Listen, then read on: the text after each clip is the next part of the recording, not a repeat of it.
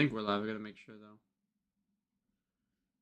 Dude, this stuff it's so annoying. The school Wi-Fi is horrible right now. It's so bad.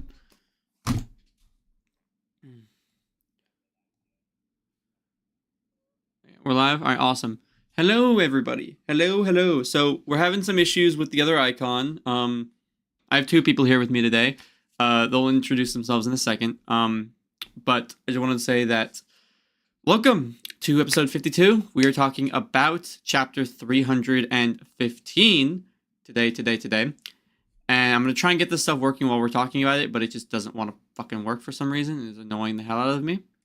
While I'm doing that, I'll let them introduce themselves, so you guys can decide who says hello first. But figure this crap out. Yeah, I'll go first. Yo, what's good, everyone? I'm Raito 6, and happy to be here again on Arrow's channel. Good to see you all. Hope everyone's doing well. We love you, Raito. Hello, everybody. Lexio Blackman here. Very glad to have been invited to the podcast. Also, I don't know if you've noticed, Arrow. You said this was episode 52, but the stream title says 51. Yeah, I'm fixing it all now. Okay. I didn't know whether you were aware. This is what happens when I don't plan ahead. Okay. There we go. We fixed it. Anyways, yeah. So today we are here to talk about chapter 315. It's episode 52 of the podcast. So we broke 50. We broke 50, which is nice. We're here.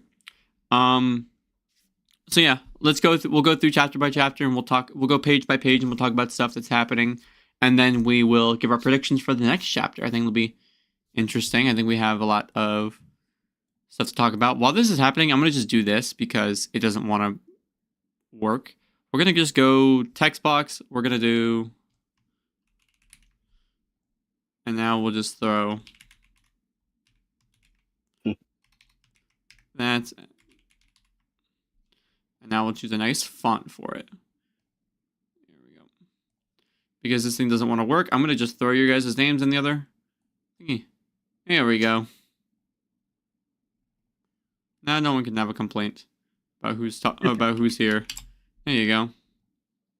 There you guys go. Now you know who's here. Lexio and Raito. They're here because this thing doesn't want to fucking work. Anyways. It's still loading now. While we've been on this entire time, it's trying to load. Anyways, so going into the chapter. It's not the right one. I am so unk status. All right, here we go. So chapter 315, what the hell? It starts with the announcers talking about there's a goal, and the other. I thought it was the crowd here. The guy is saying Bachira, Bachira, Bachira. The announcer's saying that. I thought it was the crowd chanting that. It's him saying that. I think that's kind of cool. But they say, breaking past two aces to smash in a preemptive goal. It's Japan's young king dribbler Meguru Bachira as he hits a front flip celebration.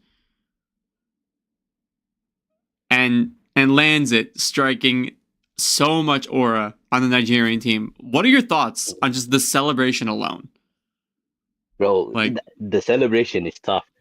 I really like the celebration. But so I want to point out, Bachira's face kind of looks like Snuffy in the moment where he lands. The noses have been weird in some chapters recently. I don't know what it is, but noses have been a little weird. It's just like when they're drawn with like a different perspective, that's when the noses are like that. It's just I think it's just an artistic style. But the celebration is A1, bro. Like they didn't expect it.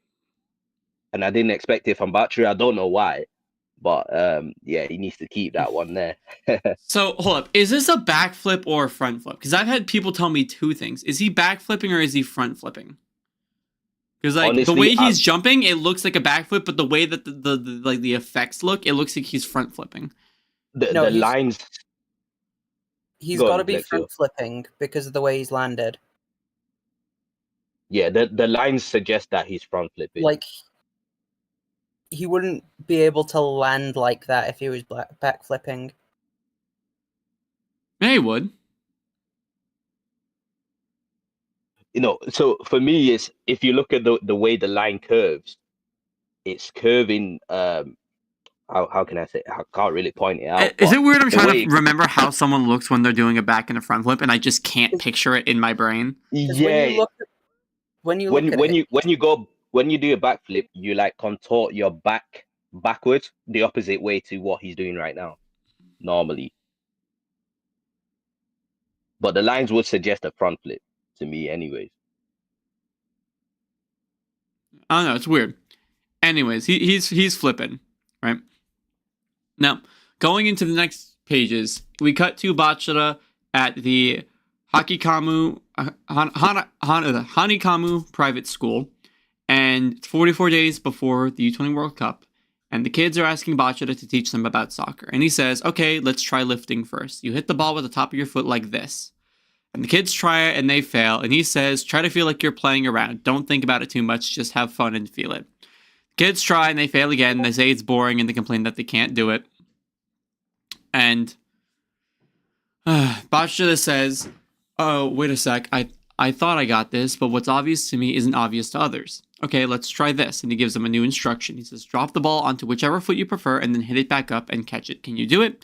And then the kids start doing it, and they're happy. Bachira walks around complimenting them, and he says, keep it up, and then next time try and kick it twice, and then kick it 3 or 4 times. And then he reflects on Ego's message to him, and he says, to teach someone, you need to explain your own sensations in words. That lets you grasp what you're doing in terms of sensations, as well as what your own essential talent is. Ego gave me this homework to discover the sense of wonder that's already inside of me. In that case, it's not passing, shooting, or trapping.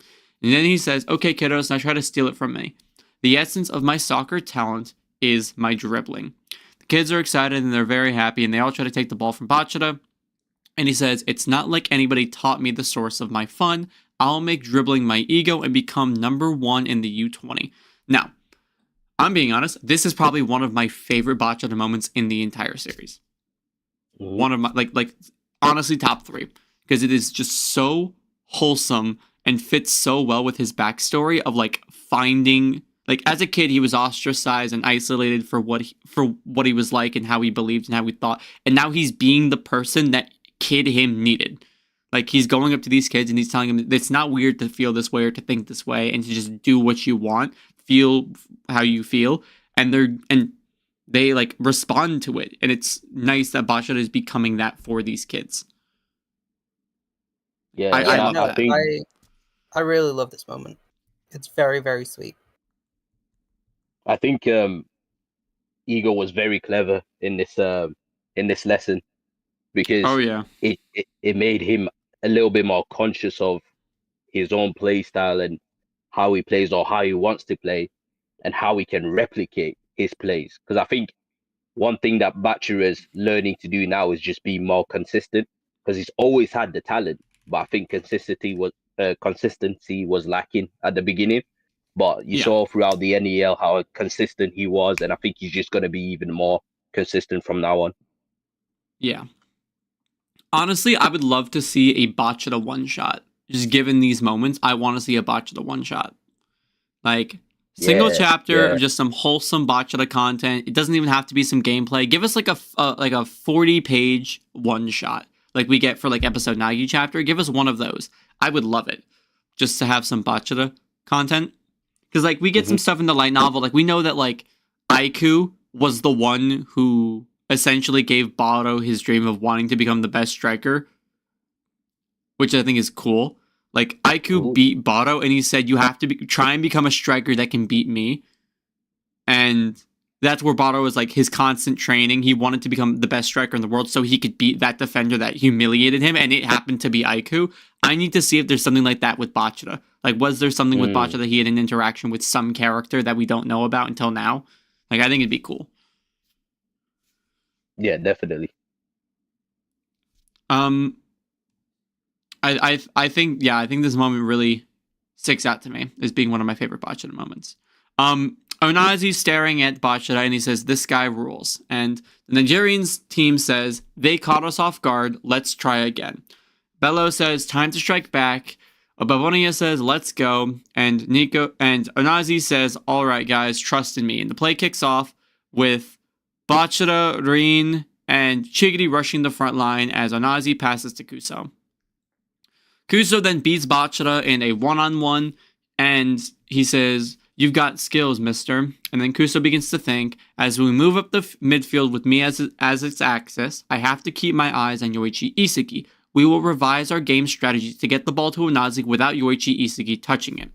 Now, I want to say this. I think this decision was really, really, really good for, like, hear me out on this. I think this decision by Kuso was a really good action for morale of Nigeria, because Nigeria just got humiliated by Bachira, so he went after Bachira first and beat him one-on-one. I think it's a very subtle thing, and I think it's really good. Yeah, definitely. Definitely. You can tell, like, with the way that Kuso thinks, he's sort of like trying to keep his team in it. Like, you know what, them ones where the chips are stacked against you, and then one guy has to really stand up. And I think what the story showing that it's going to be Kuso the one to really elevate his team. I said in a comment before that he's probably going to be the one to revive, to be the one to insurge that revival in Nigeria's in the Nigerian team, where they're gonna look like they'll be down for a count, because it looks really sketchy by the end of this chapter. It's gonna look like they'll be down for the count, but I don't think he's gonna give up, and I don't think Onazi's gonna give up, and those two will be the ones to carry that remontada. Yeah. Lexio? I think Nigeria is about to crash and burn. Yeah. We'll get there. We'll get there. Another thing I wanted to talk about, which I think is kind of cool, and I'll mention it in a second because it pops up again. But continuing, Aryu comes up and matches up against Onazi, and he says, "I'll stand in your way." Onazi says, "Oh, what's next?" And then Aryu goes into his internal monologue and says, "I studied a new secret technique during the 14 days that Jinpachi Ego gave me, one that's used by defenders in one-on-one showdowns. Judo's principle of spacing. By reading the tiny movements of an opponent's body and gaze, you can sense their next action. When combined with my soccer defensive techniques, I'll become an impassable embodiment of martial arts." Onazi says, "I guess I'm not getting past you, big man." He passes over to Kuso and says, "Give me an idea, Kuso." And Kuso says, "Very well." Now, there's two things I want to focus on here. The first one that came from the other one is that I love how Onazi's just a genuine dude. Like, I love how Onazi's not a dick. In any capacity, he's just like, he's a good guy. Like we got Sai and Kaiser that were huge characters in two previous arcs. So, and they had this very, I'm gonna be honest, dickish personality. And with Ego, with fucking wildcard Kunigami in, it's very weird, right? Yeah. But I think what's so nice about Onazi is that he's just a genuine dude. Like, he's a nice, genuine dude, and the fact that he can acknowledge the skills of others is really cool. Like, he knows how insane Isagi's shots are, and he told Isagi that when he came to press him, he's, like, impressed by Bachira's dribbling play and his confidence and his just overall charisma. And then he's complimenting Aryu here. He's like, "Yo, I can't get past you. You're pretty good." And then he passes it away. Like, he's not a bad dude, and I love that. I love that he's just a nice person. Yeah, for sure. But that nice guy attitude of his is what made me think that maybe Nigeria might not be all that, and that they might actually suffer in this game. Because it's all good being a nice guy, but you've got to also score goals, and you've got to also get at the opposition. And right now, it's not looking so likely, simply because Onazi, the main threat, is so nice. Yeah. I'm very like, I like how he's a good dude, and I hope he stays a good dude. But I hope we see him not that he's not acting like a good dude, but I hope we see him crushed. I hope we see Nigeria versus France, and we just get one cut of him just like on the ground, just like he's like insane, like he's just, his confidence is gone, like he's just there like stunned and shocked, and then in Japan or France just like 8-0'd them or something. Because like, let's be honest, Nigeria I don't think is scoring a single goal against France. I don't think they will score a single goal against Loki and Charles. Yeah, I can't see it. Yeah, but another thing I wanted to talk about is my issue with Aryu's stuff here. I think it's very nice, and I think it's cool to see that Aryu's getting this level up, but my issue is with the wording and how they describe it. Like, Aryu says, I'll become an impassable embodiment of martial arts. He's doing really good now. It's gonna get so power cliffed in future games. Mm-hmm. Anakin, we've read the chapter. We're just analyzing it. I don't think Raito's read it. He might have. We're just analyzing it. I've not read the official yet. Okay, Anakin, well, you've read the leaks, so you know what happens. Yeah, I know. Yeah. Okay, yeah, we know what happens. We're just analyzing and going point by point to talk. I will say, I think that this point is going to get power cliffed so hard. An impassable embodiment of martial arts. He's matching Onazi here. He will never be able to do this again. Because if you're telling me that this doesn't get power cliffed, you face off against Aryu, you are never getting past him. Yeah. It's going to get power cliffed so hard. This will be the only time he effectively stops someone like this. I'm calling it right now. This game will be the only time that this skill is like this. I think he'll be able to stop some people, but I think Onazi is going to be the only like standout player he's able to stop. I feel like mostly from here on out, he'll stop like the Obabonias and Bellos of the team. Yeah. Named and that would make sense. Named and prominent, but not exactly the main team members. Yeah. There's another thing I wanted to mention before I forget.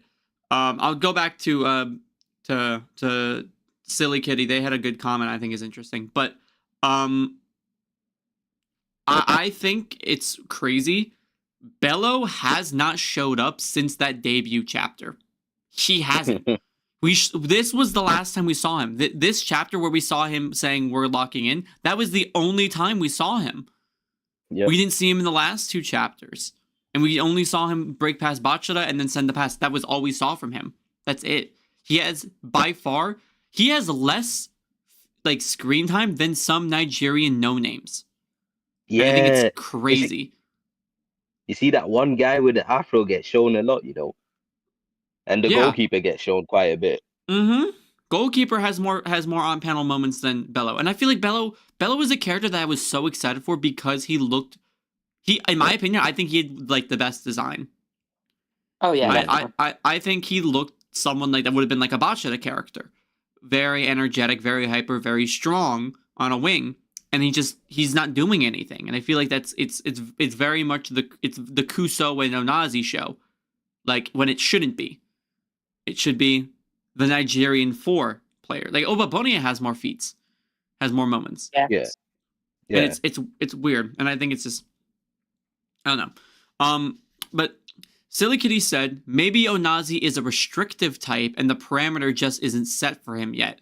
Like it would be interesting if Onazi is restricted. Like I think he's being perceived as this freedom type right now. He's put in a space that's kind of like Kaiser. Get the ball to Onazi and let him figure it out. He'll do it.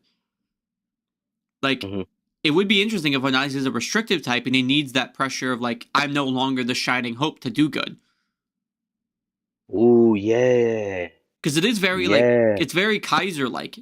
Like, he's been built up as this shining hope. And he just needs to be taken down a peg to do his best. Yeah, I think that would work. I think that's the angle, because right now, the way it's going, like I said, for me, I just can't see a way out for them right now. But that could be the angle. Yeah, but okay, Mr. MVP, you're saying like he has to bounce off for the Nigerian players. We've seen Bello this chapter. Obo's getting off screen currently. Obo is a defender. Of course, he's not going to be shown when they're on the offense, right? Bello's an offensive player. He's not being shown. Actually, no, he's a midfielder, I'm pretty sure. Bello, I'm pretty sure, is a midfielder. Winger. He's on the wings. Well, was he a winger? I'm pretty sure he was a... Yeah, one of the front three. I'm pretty sure Kuso is meant to be the midfielder, and Bello Well, I is know. on the wing. Well, Bello, I know is a... Yeah, they're playing three up top, and Bello's the right winger. No, he's a right midfielder. Bello is a right midfielder. It depends on what you mean by right midfielder. I'm reading it right now. They called Nigerian right midfielder Bello. I'm looking at the official chapter. But yeah, I mean that's American. Well, that's Japanese speak. It's the officials. In the same way, Kuso's an offensive midfielder. Bello's the right one. Yeah, I know, but like in England, we don't really say offensive midfielder. Like that's not really a term in England. It's more attacking mid. It's just semantics. He's on. They're playing front three, with Onazi at the top, Bellows, and some other guy on the left. Okay. Even if it's winger, right? He should still go back up in that. I think it's that chapter. Go back up. Bello, There's Kuso. Yeah, there's right a breakdown. Kuso's being put in the same space that essentially Bachira is here. Wait, yeah, one here's sec. the thing. It's frozen on my screen. I don't know if your screen is Yeah, frozen. I'll send it to you here.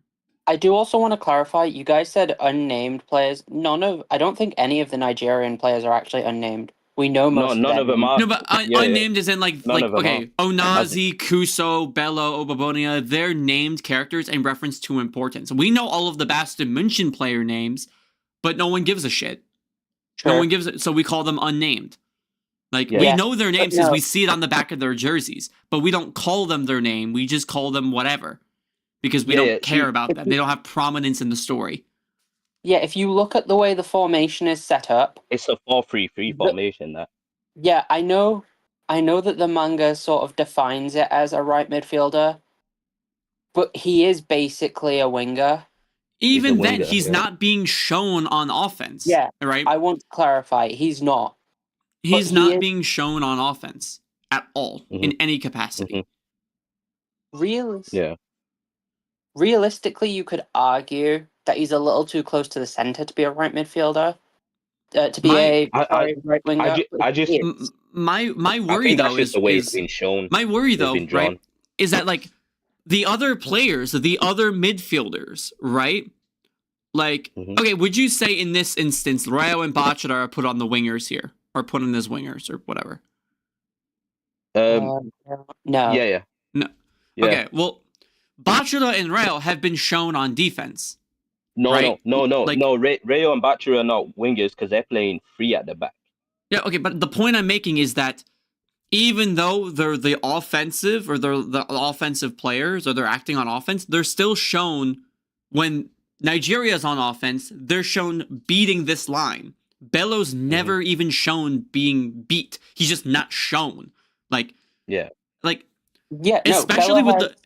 Especially with like the Hiyori thing, where Hiyori was, where Karasu in 314.1, where Karasu passed to, or 313, when Karasu passed to Hiyori and Hiyori passed to Rain, Bello should have been shown on that side, and he wasn't shown.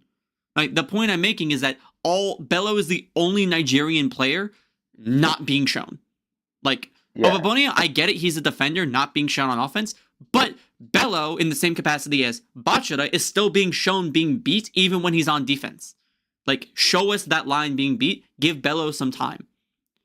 Because, like, we saw him, he beat Bachira with a dribble technique. Awesome, what else can he do? Because it's currently been the Kuso and Onazi show, and it ain't working. You have another player, he should be being used. Well, here's the thing. You can say as well, I do want to clarify, the thing about Obabonia, people can say, oh, he's not getting screen time, but at the end of the day, we get multiple wide shots of the field, and in pretty much every single one, Obabonia is there, and Bello's not. Because we see Kuso, we see the dude with the afro, and we see Obabonia in one of them, whilst we've got Isagi, Reo, Karasu, and Hiyori. And then obviously the goalkeeper. Even this panel where I mentioned that Bello should have been shown, it's not Bello chasing after Hiyori when he receives the ball. It's Kuso. Where is Bello? If Hiyori's on the left side, which would be matching up with where Bello is, why is Kuso coming all the way over here to where Bello should be? The point I'm making is that there needs to be a line of equalization for these characters, because so far Bello is the least shown character. If you want to present them as having these 4 strong Nigerian players, you're only showing us 3. Two are getting prominence. One is kind of there, and one of them's just gone. That's my issue here. Like, realistically, you've got the offense of this team is Kuso, and so far what we've been shown, the offense of this team is Kuso and Onazi, and the defense is Obabonia, and Bello doesn't exist. Like, what side is Aryu on? Hold up. Aryu is on... Go back up here. They show the formations again. Yeah, Aryu would be placed on the Aryu's on the where Bello Aryu's is. on the left. Aryu's on the left. So, hold up. No. Hold up. So, Error. yeah. Aryu's on the right. He's on the right. No. I'm saying, like, okay. So they're going left, right? Mm-hmm. My question is, so they're up here or something. I'm assuming they're like where Aryu, Chigiri, and Karasu, where that 3 is. I'm assuming that's where they went, right? Where's Karasu? I think wasn't he shown later? He was shown later in a panel, but like, it's the thing of Bello's not shown at all, and I feel like that's a huge gap, because if Nico came over, which we'll see in a second, Nico comes over, Bello should have been in that area to hold Nico. You know what I mean? Like, hold Nico's attention, because he's still there. He beat Bachira in a dribbling thing, and he set up Onazi for the very first play. I feel like there should be some prominence on this character. I don't know. Yeah, like, MVP said, Bello seems to be mostly running into danger spots, but Kuso isn't paying any attention and just gives it all to Onazi. Like, well, I want to clarify regarding the whole Nico thing. We do actually see where Bello is in that moment. Do we? Yeah, because we see Nico, when Nico gets the ball and then makes the pass, we see the pass go past Bello. Which is Bello's not doing. He's just sitting there. He's just stood there. If he's meant to be one of the 4 big players, why is he just stood there? Like, at first when I saw it, I thought it was okay, because at first when I saw it, I didn't see the other guy, and so I assumed Bello was going after Karasu, because the text box was kind of covering the other guy with the leaving this open bit. But then we see the pass, and no, Karasu's on someone else. So what's Bello doing?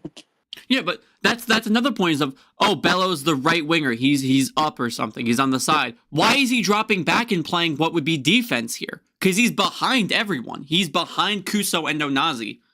Like, he's sitting on that. He should be up. Like, if Kuso's the axis, why is he all the way in the back? An axis. If you're an axis for something, you should have multiple ways to attack something. Am I wrong on that? Like, you're the anchor for the team. You should have left, right, up. Like, you should have multiple options, not just straight, and then he's behind him. Push up the side. Give 2 attacking options. There's only one possible, like, acceptable explanation in my mind on why Bello hasn't gotten much focus, and that is the whole thing about the idea that Nigeria will score and it won't be Onazi. That's the only thing I can think of. It will be Kuso assisting Bello.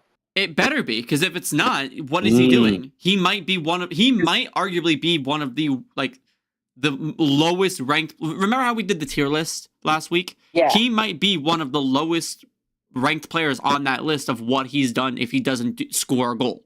Yeah, honestly, I think the only way Nigeria should score, in my opinion, is if it's Bello from an assist from Kuso.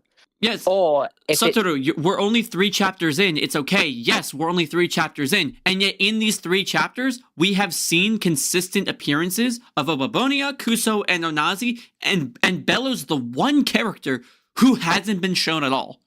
That's the issue here. We've seen there's a balance of 3 and not 1. We've seen the dude with the afro that I don't know the name of appear. Yeah. Like, triple the amount that Bello has appeared. I'm pretty Yeah, sure we that's saw crazy. Isagi in this chapter more than we saw Bello. Pretty sure we've literally had.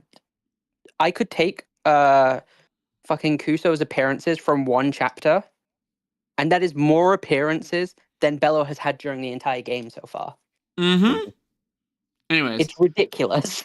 it's crazy. But that was my little rant, and I hope you guys understand where I'm coming from on that. That it No, just I feels do. an imbalance of these characters, and if it's not balanced, because like at this point, a goal was scored in 2 minutes. And I'm not going to say it now, but the ending of the chapter, I think there's definitely a lot of room for another goal to be scored just as quickly. So how fast is this game going to end? I feel like I said this before. I think this is going to be a quick match. I don't think it's going to I be do. dragged out. I feel like this match will end by like chapter 330. Yeah, I could see that. Yeah. And I do feel like the only way that he's gonna like, unfortunately, I don't think Bello's gonna get any prominence for the rest of the first half.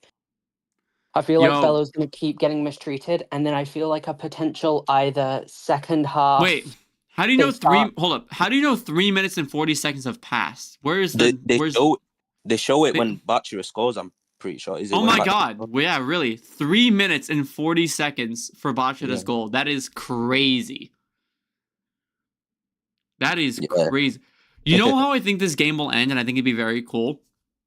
I want the Nigerian team to awaken and them fail.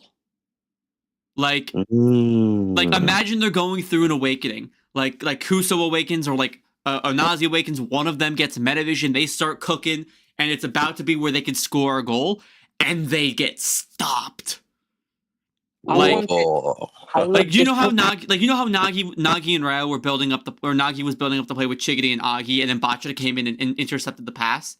Imagine that again, but with like Aiku or Karasu or Isagi, and they stop it, and the play just kicks off again, and it ends with Japan scoring another goal. Like Isagi scores the final goal.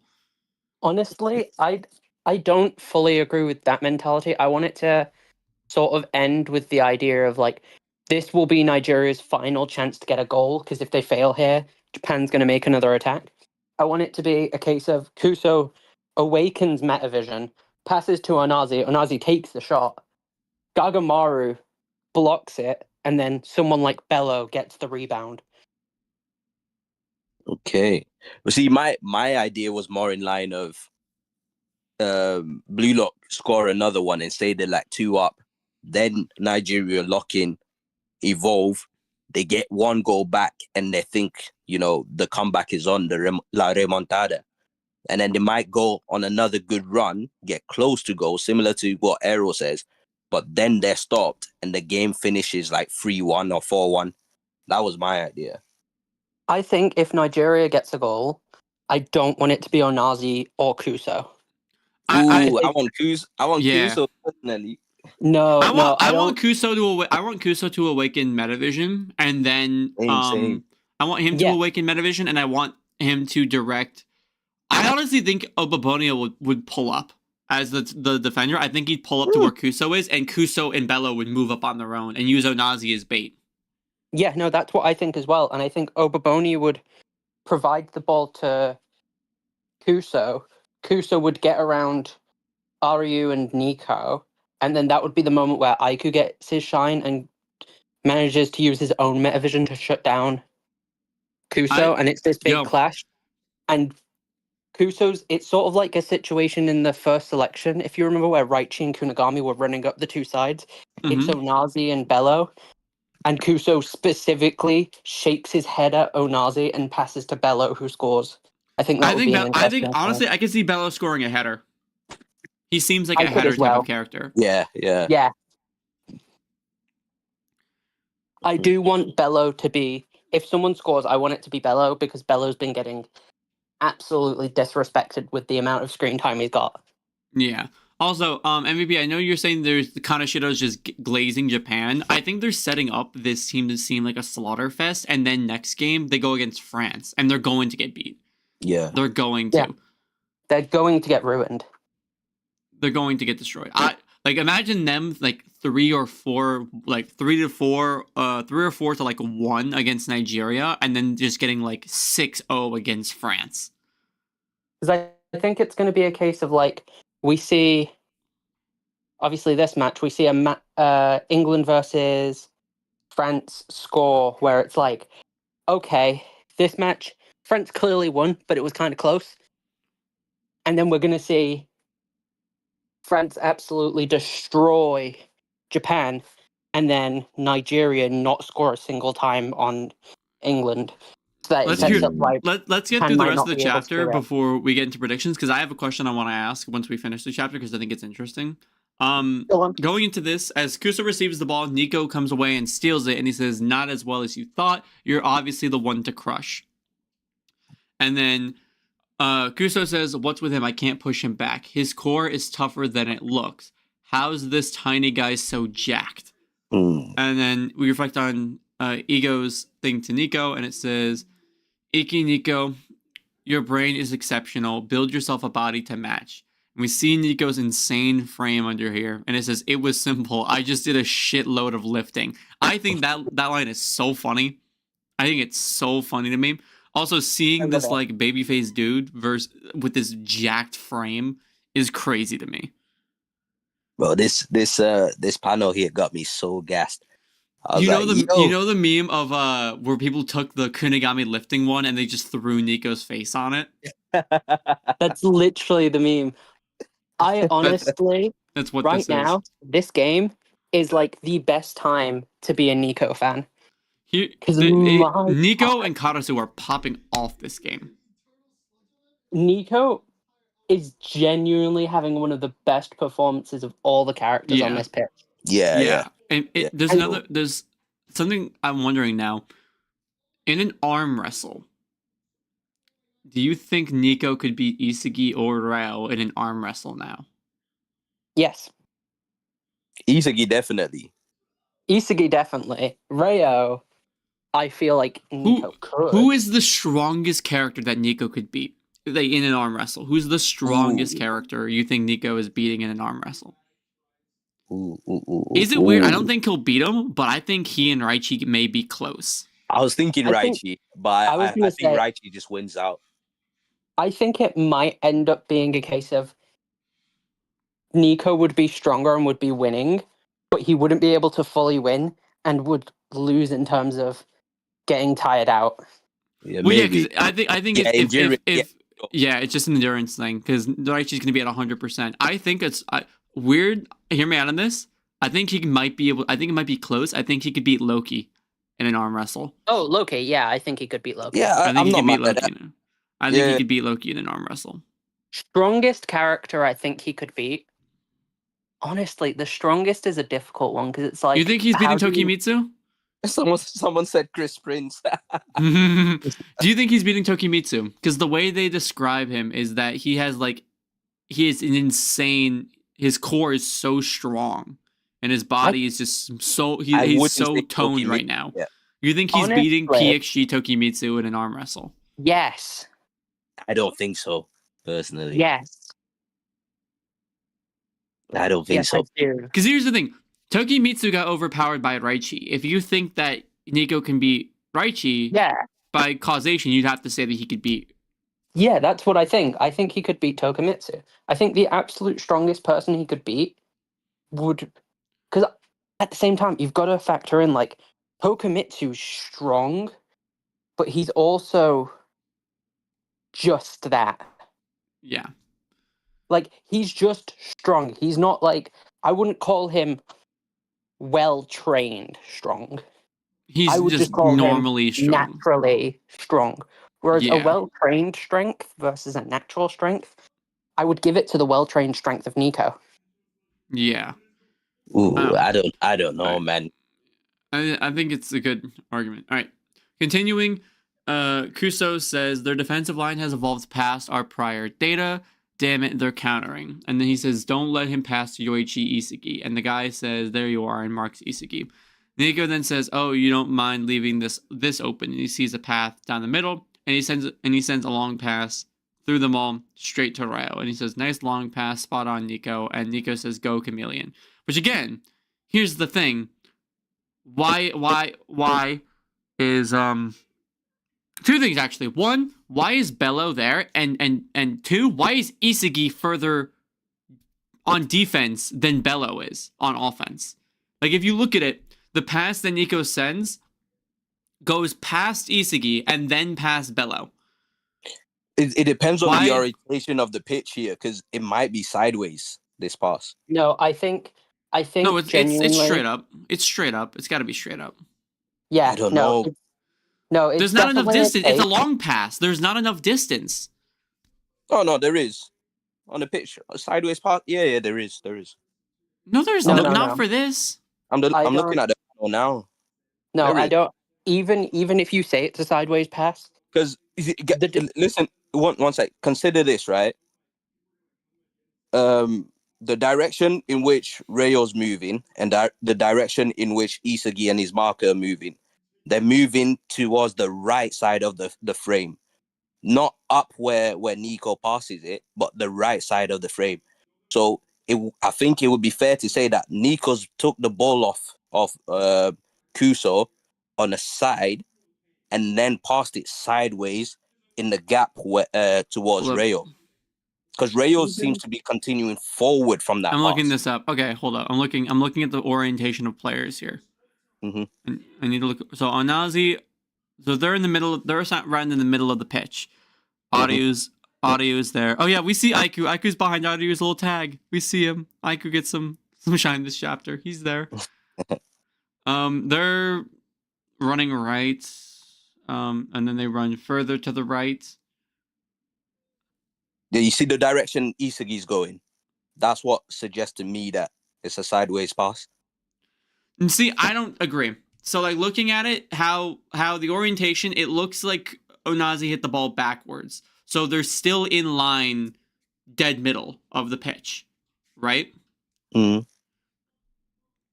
And Yeah, when they're dead middle of the pitch, Nico then runs straight forward. So he intercepts the ball, then runs straight. Like they're not turning, they're going straight.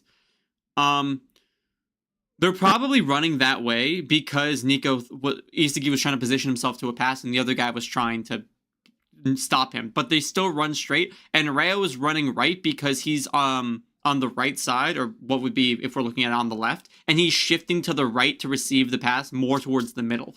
So it's still a long pass forward. They're just receiving it because when you look at how Reo gets it, right? He traps it with the outside, and then Bachira run. We'll show it in a second. When it says here, Bachira runs up next to him. They're obviously running straight.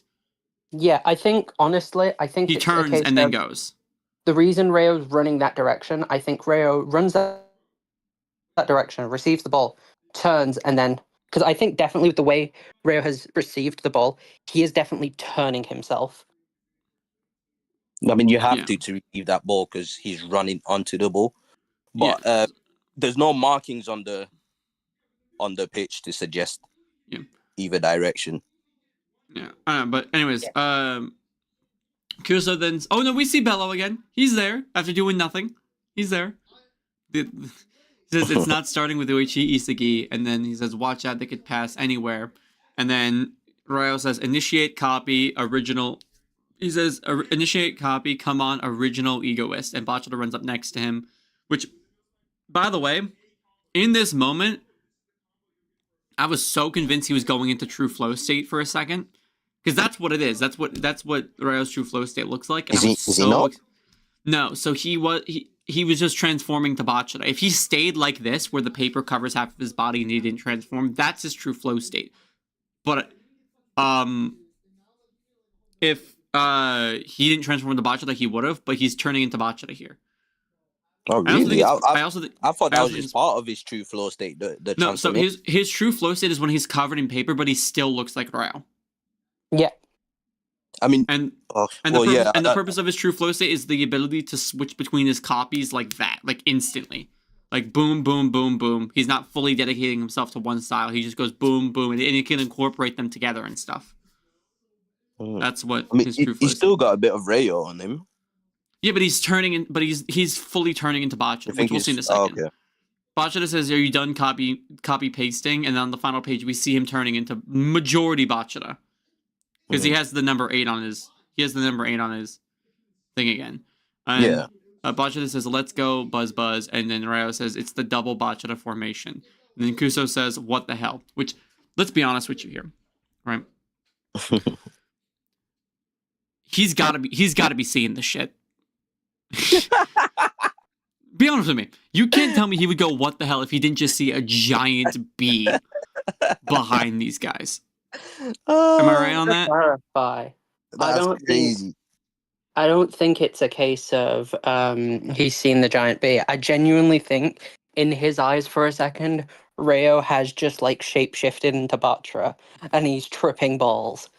Like I that's think- what I interpreted. Of like a holy shit, Bachira has just used the Shadow Clone Jutsu. Nah, but that must be crazy to see though. Nagi's gonna be pissed seeing Reo team up with the guy who sent him out. Ooh yeah. Oh, Ooh fucking yeah. Like No, but it's like you go home and it's like you run into your partner and you see them in a relationship with your old boss who got you fired. Like Oh. it's Oh yeah, but this. So do you think we get a goal out of this? I one? think we'll get one in 2 chapters. I think we'll get one in 2 chapters. I think this attack will receive a goal, and it will be something to do with Reo or Chiguru. If they score another goal next chapter, bro, I'll lose it. That would be way next too chapter soon. or the chapter after? Yo, I think hold up. chapter- Predictions. Reo goal. He copies Bachira, right? He copies Bachira. They start working together. They form like an anti-Bachira defense to deal with things like this. And then he's like, "Psych, you ain't doing this. You pushed too far up," because they wanted to try and stop him from moving around, Mhm. right? Watch them do that, and then he goes, "I bet," and Reo goes, "I bet," sword screw, and just ships that shit high in the air. Away would from be everybody, awesome. and he just arcs straight down because he saw sword screw straight up firsthand, Yeah, like right in front of him. He's gonna like you failed. You dedicated too much to this formation. Try this one, and he pulls out the other dribbler technique and Yeah. sword screws. honestly, I could much more see a situation where it's like, they get past and he's ready, and the goalkeeper's like, "Okay, I've already seen Bachira shot. You're copying Bachira. You're not getting past." And then Reo copies Isagi twin gun volley. He can't do. He had to have a pass from Bachira. He can't twin gun Yeah, without no, pass. that's what I'm saying. I think Bachira would have the ball. The keeper would be ready, being like, I know how you're gonna shoot. I'm gonna defend this." Pass to Reo, who twin gun volleys. Honestly, I just can't wait to see the dribbling feats we're about to feast on. Oh yeah. Yeah. So I have another How question. funny would it be if we're saying this, and then just the first panel of the next chapter is just Obaboni stopping both of them and getting the ball. Obaboni got nutmegged by Bachira for his goal. He ain't stopping shit. Nothing. I can He more ain't see stopping Rin, shit. I can more see Rin coming in and just taking the ball off them. If Bachira gets a hat trick, I'll go crazy. It's Imagine. very possible.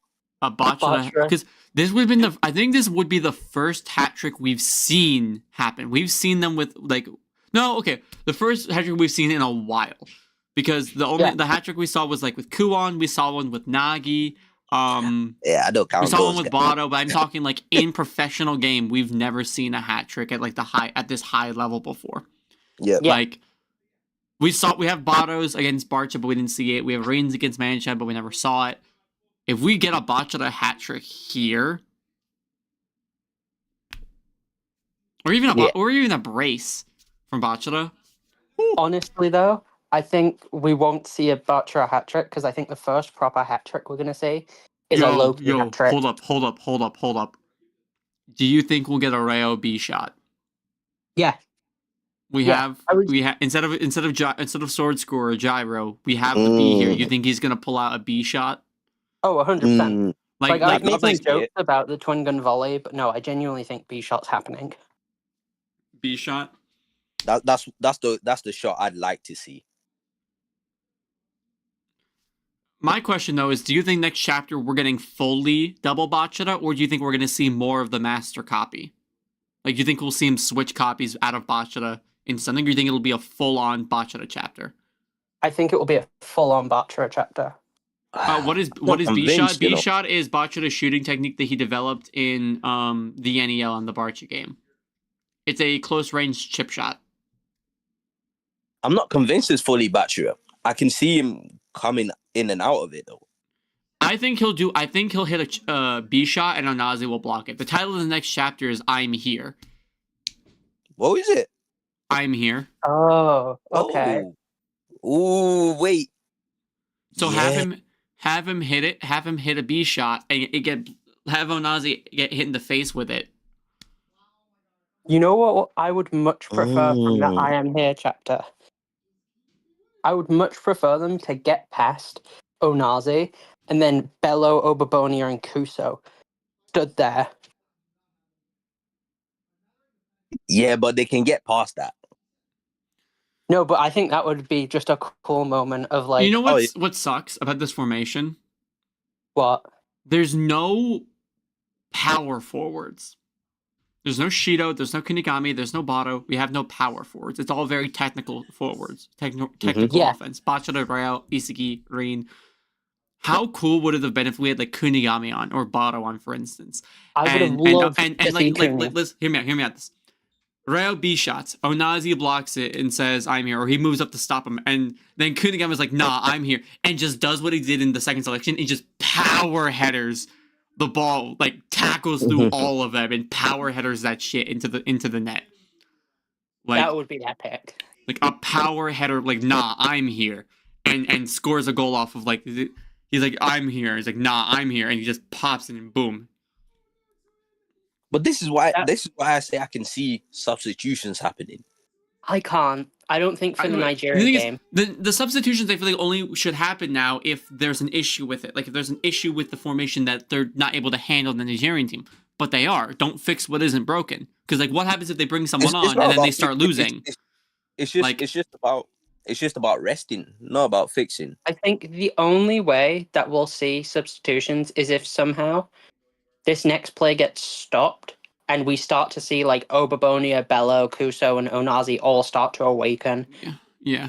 Also, the B shot isn't just a volley. It's more of it's a volley, but it's a scissor kick. It's a close range chipped scissor kick. That's what the B shot is. But the thing is, you don't only need to do substitutions when you're in a pinch or if you're losing and stuff. You can do substitution just literally to rest some players. You've played it. Yeah, but we're only 3 minutes in. We're not even 4 minutes into the game. No, but I'm not saying right now. I mean like substitution like later on. No, but the point is, I'm saying right now, I wish we had like the power forwards on so they could do that kind of play. That's the point. But So Illusion Edit says here, Isagi says, "I am here," and stops Onaze. From doing what? They're on offense. No, but we said maybe Onaze is the one that blocks it. Yeah, but Isagi's already being marked. They already said don't let the ball get to Isagi, so they're just not letting him touch. They just don't want him to touch it now. Like Isagi's main skill is losing his mark. I love how though every character but Isagi is getting time to shine here. Like Isagi's really done very little this game. Apart from his Bachira's MVP this game. Yeah, for sure. I don't care. Bachira's MVP. I think with this play, Nico's a close second. I think Nico yeah, I was gonna say Nico's definitely like Nico and Karasu are like Nico, Karasu, and Bachira are the top 3 on this game right now. Easily. When you look at it, the 3 players I think that have got the least attention this game are Aiku, who was like the big defender up until now, and then both Rin and Isagi. So they've literally taken the biggest players who usually get all the time to they get the ones that get all the time to shine, and they're starting to put focus on other players. Yeah, and assist is very little in the capacity of from when Isagi got the ball to Bachira scoring the goal. That was like a full 30 seconds to a minute. Like sure, he gave Bachira the ball, but Bachira single-handedly dribbled through 5 Nigerian defenders, nutmegged another one to score a goal.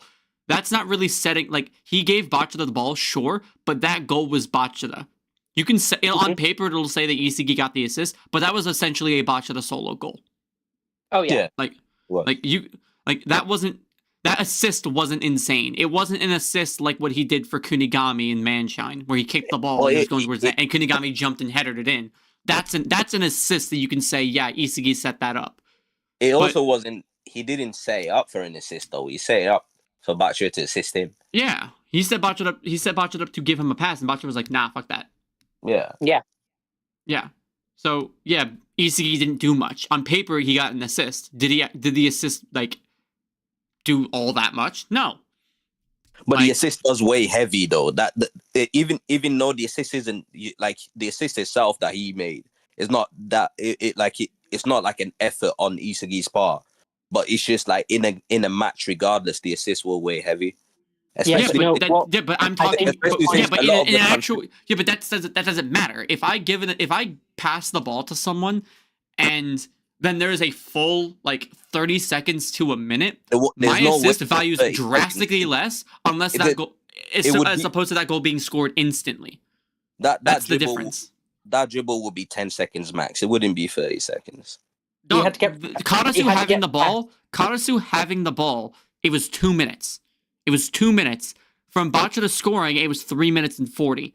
So in between Karasu giving Chigiri the ball, him running down the field, crossing it to Isagi, Isagi hitting that touch to Bachira, Bachira then dribbling through people, and then scoring his goal, that was 1 minute and 40 seconds. At least 30 of those seconds were Bachira dribbling, because there's no way you're telling me that everything else happened in 1 minute and 40 seconds. It had to have been faster. Honestly, I think, especially with Chigiri's speed, how fast do you think Chigiri could go from the halfway mark to the other side of the line of the goal? I think that sprint was 20 seconds. I'm thinking 10. 30 seconds. I'm thinking how big is a pitch? The 140 meters. 140 meters. Chigiri in the first selection ran 50 meters in 5.77 seconds. You're telling me that he can't run 100 meters in 10? No, you are right. Actually, to be fair. I think the play, up until getting it to Isagi, I would probably amount that at most taking 20 seconds. So then you're telling me 1 minute and 20 seconds. 1 minute and 20 seconds for Bachira to dribble past 6 people. You're telling me that assist, that one pass to Isagi still is valued very highly? No. Sure, it's an on-paper assist, but it's not a high-valued assist. I wouldn't give that assist any more value than the ball that Karasu had that dropped to Rin, and then Rin took the shot and set himself up. I think the length of the pitch is around 210 meters from one touchline to the other. Yeah, but he's at the halfway mark. Yeah. You're telling me you don't think Chigiri divide that by 2? That's 100 meters. Realistic. You don't think Chigiri could run 100 meters in 10 seconds? Yeah, but it's not realistic for him to be dribbling for 30 seconds. Yes, it is. Given the time we've seen, yes, it is. No, he's got to get past 5 defenders. It really isn't. He dribbled past 5 defenders. Yeah, but it's not Raito. Even if you dribble past 5 defenders, it's not realistic. You can't say it's realistic because we have the timeline. No, but you can't say, well, that doesn't make sense. Well, that's what we have. We're making the timeline up. No, we have it. 2 minutes is... We've got one time from when Karasu received the ball to when we saw the celebration, right? That's the timeline that we have. Yeah. Right now, Karasu with the ball here. With the ball. And it says, in just 2 minutes, BLUELOCK has already started adapting to us. He then crosses the ball to Chigiri. That doesn't mean 2 minutes on the dot, by the way. What the fuck do you mean? Yes, it does. In just it could mean 2 minutes and 30 seconds, 2 minutes, 20 seconds. It doesn't mean 2 minutes. Fine. Let's say 2 minutes and 40 seconds. Let's say 2 minutes and 40 seconds. You're telling me that you think the pass to Chigiri, the sprint down the pitch, the crossover to Isagi, and Isagi touching it to Bachira, that took over 30 seconds? No. That was faster than 30 seconds. What you consider, right? The sprint from Isagi touch from the sprint from Chigiri, touch from Isagi, the what's his name? Bachira receiving the ball, the dribble, and then the celebration. Time keeps going after the goal. Okay, so you think Bachira took a minute to do a back? Yeah. You think Bachira took? So you think Bachira took fucking forever to hit a backflip or a front flip? No, but he has to wait for the goal to enter the ball to enter the goal. How Once he slow? enters, then he How reacts slow do you think shots travel? No, it doesn't matter how slow the shots are. I'm just saying you got to take that into consideration. Okay, a second. Nah, bro, a second's too slow as well. It's too fast as well. Okay. In high school, In where football, Bachira right? is in, I could in kick football- a ball that flies Wait, into let the me net tell you in something. 3 seconds. Let me I tell you think a something. professional player could do it faster than that. Let me tell you something. In football, right? When a team scores a goal, the referee adds half a minute onto his watch for extra time. Whenever a team scores a goal. Okay. So you think the game was right here was well, let me pull I it just up. think you have to take into consideration the time it takes for the ball to get into the net, for him to react. But you're acting and like do that's a his- drastic. But you're acting like that's a drastic. I'm not saying it's a drastic thing, but I'm just saying like the whole 40 seconds dribbling, it's just not realistic. Brother. Do you know how long 40 seconds is to dribble? Yeah, I know how long 40 seconds is, but the whole point is, okay, how fast do you think, okay, what point do you think that it was scored? You think that the goal was scored at 3 minutes and 10 seconds, if you're adding 30 seconds? What time did it score? It was 3:40. What time did they show? 3:40. Yeah. So he started the backflip. I say 3:25. 3:25. Okay. Yeah. You think 3:25. So, when it says in just 2 minutes, Mhm. right? Just 2 minutes. That's what's said there. You're telling me it in a minute and 30 seconds in total. Scope of everything. If they're saying it's around 2 minutes. Mhm. Right? Because I Yeah. would say it's closer to 2 minutes. Right. Right? Yeah. I would say it's closer to 2 minutes. Even if it's 2.5, a full minute, 60 seconds. You think it took 60 seconds for Karasu to hit the ball to Chigiri. Chigiri sprints down the pitch, crosses to Isagi. Isagi takes a one-touch pass to Bachira, which he picks up, dribbles through 5 people, and then takes a shot. I think it takes think that's 30 more seconds realistic. max for Bachira to get that ball. I think that's more realistic of a timeline. Yeah. That's not changing my point. That means Bachira dribbled for 30 seconds. I don't think Bachira dribble for 30 seconds. I think maybe 20 at a Lexio, push. am I fucking... I don't know. Have Right. you guys ever dribbled for 30 seconds?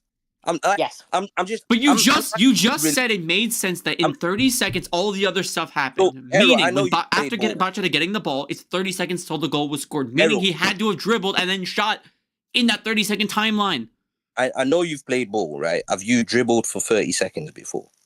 Yes, but the point I'm saying is if you say everything else happened in 30 seconds and then there's still 30 seconds till that goal is scored, by standard reasoning and logic, All I'm saying is Bachira if had to you- have dribbled through 5 people in 30 seconds and then taken the shot and taken the shot and the goal was scored. In 30 seconds from him getting you the keep ball saying to then 5 people. You keep saying 5 people, but 2 of those people are his own teammates, bro. Like, and they was all right next to each other. It's he's still dribbling through it's them. It's not like It's he still, went from one to the, like. Is they were all right next to each other. Like we're trying to over exaggerate it. And if you say to me that you've dribbled for 30 seconds before, then you are Brother. a damn good dribbler. brother. The point I'm making is that I do want to clarify. Mhm. Okay, can I quickly settle this? Mhm. Is everyone okay with me settling this, or do you want to finish saying what you were saying, Arrow? Well, the point I'm making is go to bot. I have it on screen here of where everyone is. So, the pass, Bachira's back here. He breaks past one person. goes through. Everyone moves up. Bachira then fake motions for a pass, meaning he stops moving and goes. He's fully stopped and is motioning for the pass while everyone moves up. And then he says, "Screw that." Someone had time to come and press him, where he runs to the side. While everyone's running forward, runs behind everyone, then breaks through everyone, and then hits a rainbow flick or a lift or whatever the fuck it was. Then he got to a point in front of them where Obabonia could run up to them, where he stuck out his leg, and then Bachira shot between it.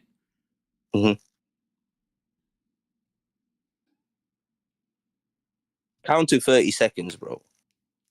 What the fuck? Brother, you're logic. Well, that's too much time. But you literally agreed that 30 seconds, everything else happened. If you agree that 30 seconds, everything else happened, you have to inherently agree that in the other 30 seconds, everything else had to have happened. I think everything else. If you say it takes a minute to get from point A to point C, and it takes 30 seconds to...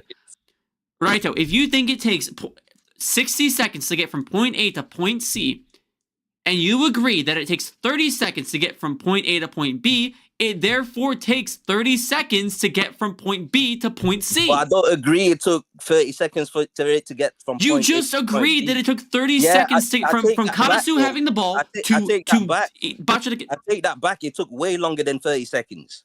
Okay. Why? Guys. Because if we're being realistic here, if you know can't say, how well, being football realistic. works, Well, being realistic. We have times here, and we're doing the calculations. The run is going to take time. The passing is going to take time. The pass from Isagi is going to take time. Bachira stopping was going to take time. Brother, but you're not calculating how fast. What we know, we have in time. We have data in universe of time. In first selection, Chigiri could run 50 meters in 5.77 seconds. Time of 2 minutes. That's arbitrary. Okay. And you said it took 3 minutes and 25 seconds or so for the goal to happen. And I said, okay, then let's say it's around 2.5 minutes. No, put it there, 2.5 minutes. That still gives 55 seconds to a minute of things between so the goal happening and Kanasu having the ball right there. It will take 30 seconds of that. That's what I don't get. I'm trying to just clarify. I'm just trying to express because the point here that gives it is because the point here, the point of this is Chigiri's speed. That's the huge thing here. Chigiri was able to run 50 meters in 5.77 seconds in the first selection. Do you think at that point, if he's running 5.77 seconds for 50 meters, that he could run 100 meters in 12 seconds? Do you think guys? What? This isn't locker room. I shouldn't have to be answering the arguments, but I can word for word tell you what happens by looking through this whole thing. Go ahead. So Kuso says in just 2 minutes. The usage of the word just 2 minutes implies that it's just hit 2 minutes. No, bro, it's arbitrary, bro. But you're saying but that's how English works. That is the application of English. It's arbitrary. If it's 2 minutes 25, I'm still gonna say just 2 minutes. That's what you're gonna say. But someone like Kuso, who we've already seen has a very analytical mind, he would say in just 2.5 minutes. Okay, listen, Raito.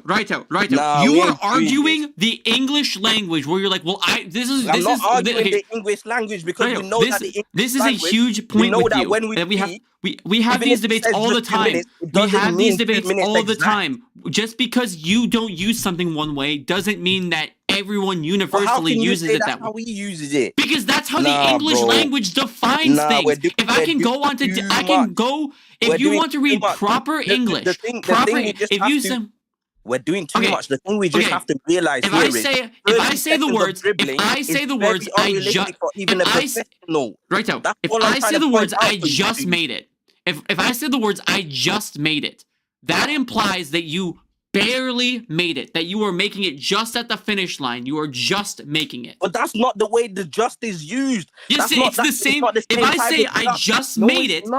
Just made it implying time. If I just made it implying I just made it somewhere in the nick of time, implying just 2 minutes, it just made it to 2 minutes. Okay, here's a question, Raito. If he said in only 2 minutes, would you believe that it was maximum 2 minutes? No, I wouldn't believe that either. Because Okay, you so would say arguing- only 2 minutes, even if it was 2 minutes and 1 second. It makes no like we're trying to get too literal here. I can I'm just trying agree to point with out you. to Okay. that Right, 30 yes, seconds in of dribbling context, is unrealistic. I'm reading you something right here, Raito. I looked this up to confirm this. Yes, in context, just can be used to emphasize a situation that barely happened, meaning only just or by a very small amount. Cool. Right, what I'm So getting at where are we here? Kuso, What would you consider a small amount then? The Small amount maximum being of a barely small amount. hitting something, meaning within 5 to 10 seconds of just 2 minutes. now you've At made most, up the it's within 5 a to 10 10 second seconds up and down. You've made up the 5 to 10 seconds as your leeway, right? As your tolerance. I think in relation, Whereas I my think in, tolerance might be 25 seconds. Do you get it? okay. but the point would- is, you're arguing the concept of just. If I say I just, okay, if I'm you not say, oh arguing my the god, concept he of just. finished in, if you, oh my, you're he arguing finished the that race concept of in just. just 10 seconds. In just 10 seconds, right? Hold up, let look at the exact description here, right? In just Okay, 2 minutes, Blue Lock is already. The context of this is saying that they adapted so early. That's the context of the panel, is that they adapted so early, 5 minutes so is still fast, early and so football- quick. Football time. But all I'm trying to point out to you is 30 seconds of dribbling is unrealistic. But Okay, you're right, saying that's it's all I'm trying to unrealistic, point but out. you're writing the English language, feats we have from the story, and times. Mate, Your that's points your are. interpretation of it. Okay, wait, I would just like to say, based on the way Kuso has spoke so far, in this situation, assumptions have to be made because there's no definitive, right? So we have to make the assumptions with the most logic and the most We're evidence. going way off right now, man. No, we're Raito, not. Raito. We Wait. are. We're going No, we're so not. off. Raito, No, we're not. The premise No, we're- is 30 seconds of dribbling. Is that realistic or not? yes. Yes, the purpose of this is Oh, because bro. the reason right, we have to cool. go back. All right, We if can't that's explain the realistic- point at the top No, because wait, there's Arrow, stuff Arrow, underneath it Arrow, to discuss wait. and clarify. Arrow, stop. If that's realistic to you, then that's fine. But I'm telling you, as a guy that's played football, it's not realistic. And Okay. I'm That's telling all you, I'm in saying. this story, whether you want to believe it or not, it's That's all I'm realistic or not. We just saw a guy fucking create a wasp out of someone's ass. Like, no, Okay, you can't I say would- realistic. if we're There's going shit in this story that If we're isn't. going the Okay. fiction route, that's cool. Then we don't need to talk about realistic or not. So I don't know Guys. how you can argue is that realistic if we're not going realistic. And you have a anyways. problem with Just my say- stream? just Get the say fuck we're off. not doing the I talk realistic whatever the fuck thing. I want. Just I'll talk say about we're whatever not the fuck doing I realistic want. thing, and that's Get the it. fuck out of here. I'll mute your ass. I'll talk about whatever the hell I want. You don't like it? Get off the stream. Who are you talking Bro, to? what we Some doing guy in here? chat's telling me to shut my ass up. I'm like, listen, my stream, I'll Yeah. talk about whatever the hell I want. Well, Okay, Errol, don't- guys, I listen, have don't- one Don't thing get I want to aggravated ask. by that, right? Don't get aggravated by that. I'm just Can I saying, ask right? one favor? No, I don't give a shit. Can I finish my point? Go Because I've ahead. tried to say it 3 times and you keep I'm- cutting I'm- me off. you guys can have we this don't debate need right to now. go there anymore. I really don't, because I think the whole thing is right. I was going by realistic standards, but Yeah, and we're so am not I. actually going by realistic standards, and because I of that, am. we just can't have the argument. No, I am Raito. But you don't know that because you keep cutting me off. We'll get to predictions after this. We'll get to predictions because I have some So, interest. if you let me finish, you'll hear what I'm saying. 2 minutes. He says just 2 minutes. Now, I can agree with Raito. That could mean 2 minutes, 30 seconds. However, based on the way Kuso acts, if it was more than 2 minutes, 30 seconds, he likely would have said just 3 minutes. So the fact he says just 2 minutes, to me reads, it's no further than 2 minutes, 30 seconds. So, at very, very minimum, the amount of time that passed between Karasu getting the ball, in which, by the way, you can see Karasu is taking the shot to the pass when he says 2 minutes. So, the minimum between that pass made by Karasu and the goal is 1 minute, 10 seconds. Now, based on the knowledge we know, Karasu's pass, on average, a pass at that range, Thank you, Leo. based Continue. on the range of that pass would probably take at most 5 seconds. We know Chiguru's sprint time from the first selection, and we do also know that he has definitively gotten faster. Therefore, at most, the sprint he is making would take at most 10 seconds. Based on when we see the pass made by Chiguru, it is currently past Kuso, going round to Isagi, whilst Chiguri's foot is still in the swinging motion. That implies this passes went no more than 5 seconds because of the way the human body can react and function. Therefore, up until this point, Isagi is receiving this ball and at most 20 seconds have passed. That means that there is at least another 50 seconds. Now, me saying he's received the ball is me in the next panel when the ball is falling towards him. So, Isagi receives the ball, does a touch over to Bachira. The touch to Bachira isn't exactly fast, but Bachira isn't exactly far away. If you want to try and make the claim that that touch is 10 seconds, I will accept it. But at most, what has happened here is we went from the 50 seconds we had to at most 35 seconds still remain as Bachira receives that ball. Bachira takes the touch and then proceeds to start sprinting up the field. We know he's not as fast as Chiguri. That doesn't matter because we can see the path he takes. Bachira first goes past a defender immediately. Then we see Bachira heading towards the goal. It looks like he's going to make a pass. He gets past the Afro guy. He goes next to where Onazi and Isagi are, and then literally nutmeg. You can see the flow of the ball. He nutmegs Onazi, goes behind him, and then sprints through Isagi and Rin. So he's not made a direct sprint. He has literally been going around players. He has literally been going around and through players. And then he stops probably a little. That shot, honestly, 5 seconds at most to get that shot in the back of the net. Then, in terms of when we see the 340, Bachira has not completed the backflip or front flip. I think it's front flip. Bachira has not completed the flip. Bachira is mid-air in the flip, and if we're to believe it's a front flip, he's about halfway through it. Even if you want to say that whole front flip takes 10 seconds, that means it's only 5 seconds, meaning we have a minimum of 25 seconds unaccounted for between when Bachira gets the ball and Bachira does the flip. So at minimum, that dribbling, which makes sense considering Bachira dribbles past a dude who lunges for the ball, he then proceeds to fake out a pass, he then proceeds to go past another defender, flicking the ball over his head. He then, instead of going straight through them, he goes to the left of where Onazi is, puts the ball between Onazi's legs, goes round the back of Onazi, gets the ball again, and sprints through in between Onazi, Isagi, Kuso, and Rin. Obabonia. And then he gets face to face with Obabonia, and then Obabonia tries to block him, but he specifically waits because it's clear with the way Obabonia, he's not just opened his leg out for Bachira to go through. No, he's went for a lunge. So Bachira's waited and then pushed the ball through. Overall, that realistically could take anywhere from 20 to 30 seconds because Bachira did not make a direct shoot. If Bachira made a direct shoot, Raito, I would be on your side. 30 seconds is unrealistic.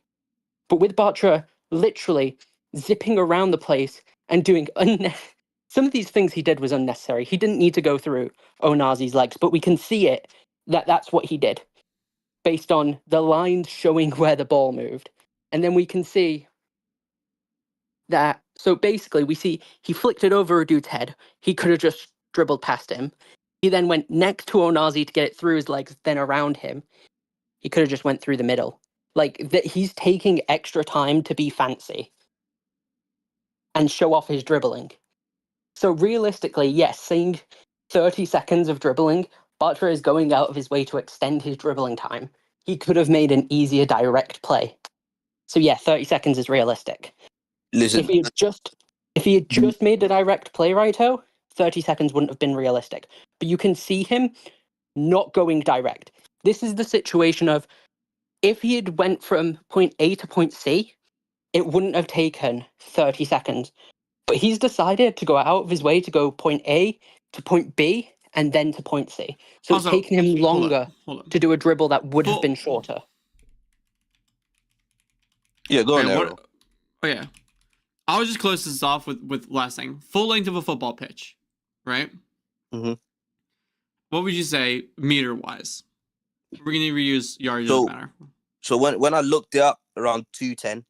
All I can find are meters. I find are yards. I don't find meters, which is Oh, annoying. yards. Yards. Yards 130. I gotta stop. Fucking, I hate America stuff sometimes. You're typing football and it'll give me. A full-size football pitch length must be 100 meters or 110 yards. Yeah, I'm looking at And 110 meters to 120 yards. Okay. The minimum is 100 meters and the maximum is 110 meters. So it's half the size of what you said, right? Okay. No, I said meters.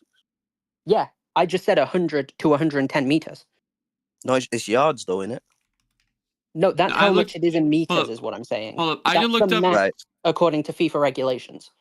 I looked up optimum soccer field dimensions, and I keep finding consistent 120 yards. Yeah, Which is around 120 yards. Yeah, 120 yards. Or It's around 120 110 meters. Yeah, around that. Or yeah, like okay. So if we're calling this distance, right? 110 from middle point, we would say it's 50 to 60 yards, right? Mhm.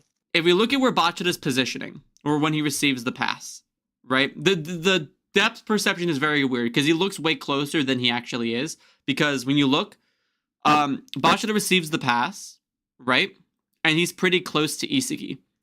But at the same time, after he receives the pass, we can assume they're already running, that Rin and Isagi are already running forward, right? Yeah. They're already running. However, when Bachira comes up against someone, he has to beat them one-on-one, right?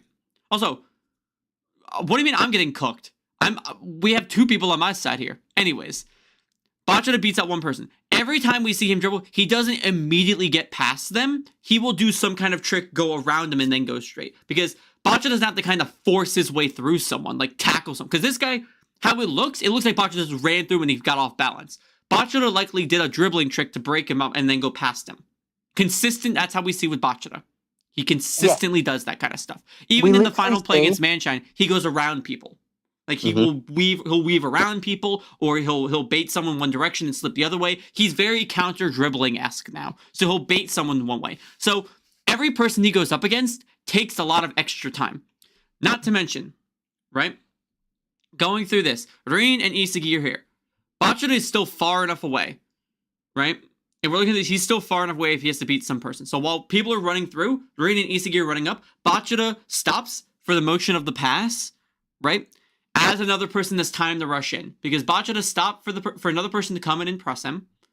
There's enough time for another person to come in and press him, right?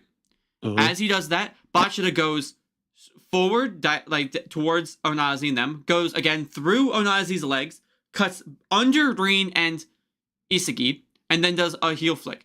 They're now inside the box. Before, they were not inside the box. When you look at them, they were outside of it. Rin was, but Isagi wasn't.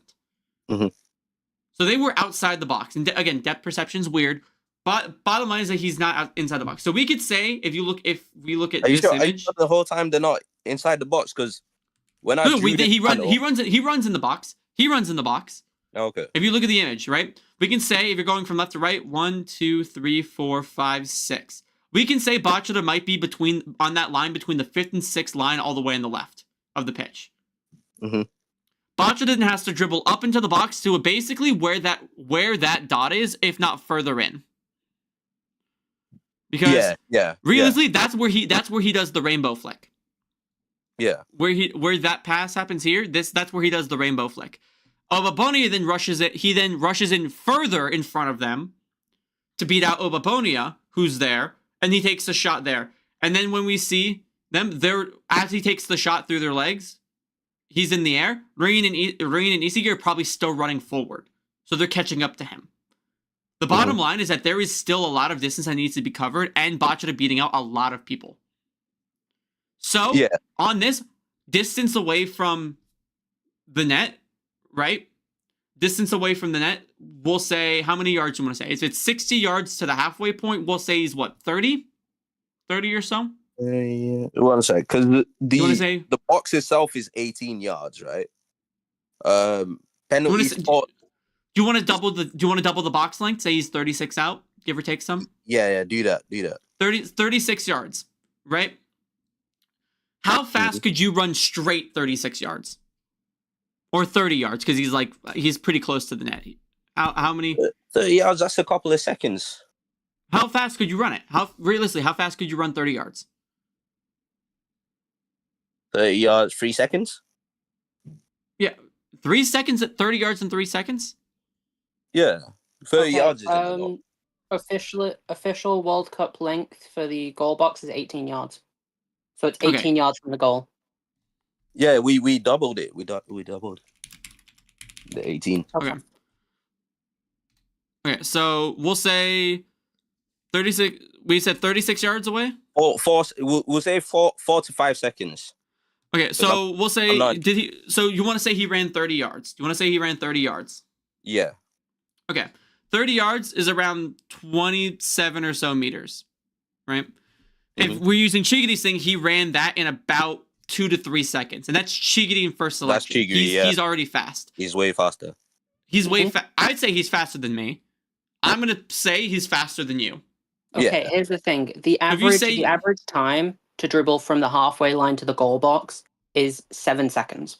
Yeah, see, that's what I mean. Like, but dribbling around people, through people. I want to clarify that is a straight sprint, unobstructed sprint. Yeah, and that's from the halfway line.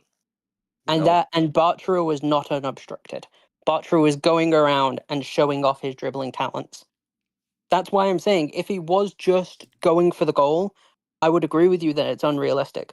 But the issue is he unnecessarily went next to Onazi, put the ball through his legs, and then went back around him, did a heel flick over his head, and then took the shot through Obabonia's legs. Like, he was doing unnecessary fancy shit. Yeah, it's just I'm thinking more from my own experience, right? Yes, but you're using your own experience, which is fine, but you have to use it in relation to existing stuff we have. So your opinion, your own experiences, do not outweigh current confirmed stuff we have in the story. Okay, actually, here's a question. I find Raito, do you like to do really fancy dribbling that shows off and go unnecessary routes just to make yourself look amazing? Because that's what Bachira is doing in that moment. So your experiences, whilst valid, you've got to factor in, they're not what Bachira is doing. Bachira is not just dribbling forward to make a goal. He's dribbling forward to show off how good he is at dribbling. And dribbling around people and through people. Yeah. How much better he is at maneuvering through the defense and then making a shot showing he doesn't need to assist someone. He can shoot on his own. Bachira is literally going out of his way to make this longer so he can show off more because he wants to show the skills he's developed. Plus, Bachira is not incredibly fast. He's not the most. The reason Reo and Isagi he's able to catch up to them is because Bachira is unattended and Reo and Isagi are marked. They're being marked by someone. That's the difference here. The only thing I would say, right? Like I said, I'm thinking more in my experience. 30 seconds is a long time to be dribbling. Yeah, I can agree. I can agree with that. Let me land. Okay. Yeah, so what I mean is, I just can't see him dribbling for 30 seconds because it's not something that I know to be something that people do, right? And on top of that, I'm thinking more on the in real life terms, whereas I'm not thinking like you guys are in the story terms, right? In the manga terms, which in the manga terms things are completely different. So you're right. It could be 30 seconds, right? In the manga, whereas in real life, all I said was it's unrealistic for it to be 30 seconds. And that's fine, but that's what it is. Raito, I've got a question for you. Do you know anyone like Bachira? Anyone who specifically dribbles and tries to show off their dribbling? Yes, I do. And do unnecessary my brother. things? Yeah, How long does it take him to get from the halfway line? Because I also know someone like that. He's rapid. I'm saying 30 seconds from him getting the ball to that goal being scored. That is a 30-second period. Because I have seen someone specifically, he had only 2 defenders in front of him. He got the ball literally right in front of the box. You're making and it took him a minute to score the goal just because he was What he was going. See, Let me explain. Messi's longest dribble from out of his way to just look cool as hell and like aura farm and do a bunch of fancy fucking techniques unnecessarily, and then he scored. You're saying Messi's longest dribble from halfway was 16 seconds to score a goal. 30 seconds would be like Loki being faster than a football. Messi's better than Bachira. His dribbling would be faster. He gets stuff done faster. Yeah. But Bachira's not Messi. I would say Bachira's slower than Messi, for one. He's not as good of a dribbler as Messi. Like, you're saying, his longest dribble from halfway was 16 seconds? Yeah, he's not Messi. He's not arguably one of the best players in the world. Also, I want to clarify. I think Bachira is a lot more of a show-off than Messi is. Yeah, he is. Messi shows off his goals more, but Bachira literally was showing off his dribbling. He literally said, my dribbling will make me the best in the world. He's gonna show off his dribbling. That's the whole purpose of what he did. Like, Raito, I get what you're saying. Usually it wouldn't take you that long, but Bachira is specifically trying to stall out how long he's dribbling. Yeah. He doesn't want to score this goal too quickly because he doesn't want the focus to be, Alex, look at the amazing goal. Brother, you have not been paying attention to this debate. I don't want to fucking hear. You gotta watch some IRL ball. Bitch, we're talking about Blue Lock here, and we're putting it into the context of things we already have in the story. Watching no amount of IRL ball is going to do anything for you in this argument than what we're using, than the point we have right now. The point is, whilst yes, it's unrealistic for Bachira to have taken that long, the reason it took that long isn't because, it's manga terms. It's because Bachira specifically tried to stall out time to show off his dribbling because he wanted more eyes to be on. Look at how good his dribbling was, rather than look at how quickly he scored that goal. He's trying to take a longer time so he can do a lot more tricks and look a lot better at dribbling. Yeah. Anyways, we can move on from this. What I wanted to ask, because I think it's something very interesting, a very interesting question, is next game we have against France, right? Mm-hmm. Yeah. Next point, we have the game against France. Do you think... Okay, I guess the best question would be, I'm assuming you guys have a formation in mind. Yeah. Yeah, right? Sort of. Do you think going into the second game against France, because a lot of people think there's going to be a second game, they think they're going to lose this first one and that they'll win the second one, right? Mm-hmm. Do you think there will be a formation change? And if so, what players do you think will be played and what players do you think will not be played going into the game against France? So in your desired formation, do you think the formation will be the exact same? Or do you think it will be different? And if so, what players will be on and in what positions? I think the formation itself will be the same, but the players in the formation won't be, if that makes sense. Yeah, like they're going to run a 4-4-2 just with different players. Yeah, because I think Shido will start in this group. I don't think Isagi's starting in the group stage against France, because I feel like Isagi specifically, I feel like he's going to be made to analyze it all from the sidelines, because I feel like Ego knows they're not winning that match. They need to know what's going on. I think that's even more reason for Isagi to play. Like all the shit talking he did to Loki, I feel like it wouldn't make sense for him not to play and then get owned and then come back again in the final thing. I think 100%. I don't think Shido is touching the pitch that game, and it sucks because I want Shido to play. I feel like Shido's starting in the group stage match, but I feel like he won't start or touch the pitch in the bracket stage. See, I feel like Shido will be I think Shido center forward. That's the difference. I think Shido and Reen are going to play center forward in the group. I think in the knockout stage, Shido and Reen will play center forward duo, and you'll have Isagi as an offensive midfielder. Group stage, I don't know if he'll play. Oh, really? I feel like in the group stage we'll see Rin and Shido. I feel like we might even see. I think this is going to be the time where we see some of the characters start in the group stage one that we would never think we'd see start. Like, if Nanase is starting in any game, it's the group stage against France. I disagree. They're not going to win it. They're not going to win it, and I think Ego knows they're not going to win it. So Ego wants to get some of the less experienced players on the pitch and get them in-game experience so that for the future, if they need to sub on, they have the experience. Do you think that Ego might might go for a team with less metavision users in this France group stage. I feel like this team is going to be the shittest one we see BLUELOCK I disagree. I think it's going to be the most hyper offensive one we will ever see. Because I think Ego knows there is no defending Loki. I think they're going to throw Aryu, and I think they're going to throw Aiku on defense, and I think everyone else is going to be fully dedicated to scoring goals. This is going to be like the BLUELOCK 11 formation. I think they're going to be like, we're going hyper offensive because, let's be honest, they're not stopping Loki. So they're going to do what Ego said. If your other team scores 5, you'll win by scoring 6. They're going to have, like, I'm thinking they'll have Rin and Isagi, maybe Nanase, I don't know. But I think Isagi and Corona are 100% playing because they want speed of Planet Hotline so bad. Because of how fast they can move up the pitch with that combination. I think it makes the most sense that they want to get it. They want to get as many goals as possible because they're not stopping Loki. Charles and Loki, they aren't stopping them. They just have to outperform them. I think that's what they're going to do in group stage. And then they'll adjust it for the next game. I agree that I think it's going to be a hyper-offensive formation, but I just think there's certain players who are going to play that you would be like, why the fuck are they playing? And it's specifically because no matter who they played in that situation, wouldn't have made a difference. So they're trying to get more pitch experience for some of the lesser players, like Nanase and stuff. I feel like Nanase might end up playing as like a post player to Rin.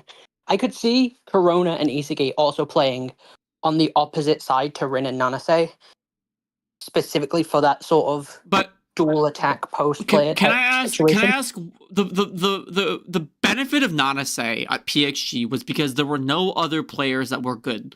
We have other players. Why would you what benefit is there to having Nanase there as the post player? But what benefit as a post player does he give to Rin that outweighs the benefit of a different character like Chigiri, Hiyori, or Bachira on the wing in that position?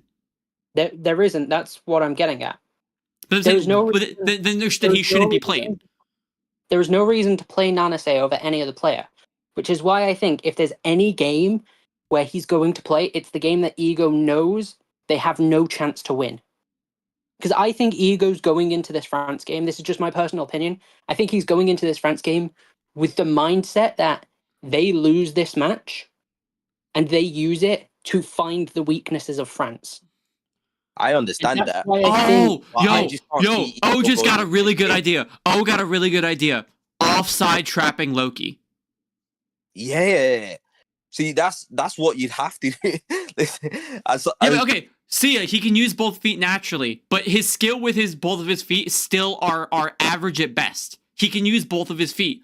Cool. Well, we've seen a lot of characters do that. It's going to be a lot better, though. I think your logic.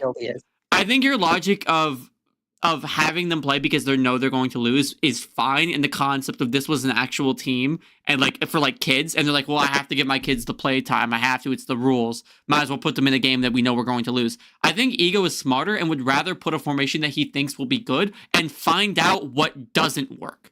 Because if they happen to play them again, he wants to know what doesn't work so next time he can change it. I feel like someone mentioned Ego doesn't want to reveal his like best players like strategy. I think Ego doesn't want to reveal his best player strategies against France, so he's going to keep most of them not on the pitch. But what's the difference? Here's the issue: is that you reveal the best strategy. They could just watch a game footage and know what's happening. Like they can uses different strategies in each game, and I feel like against each team, should I say? Each team, it's a different method of defeat. But I feel like the thing is. All right. The thing is, if it works, it works. They beat France and they secure themselves a win.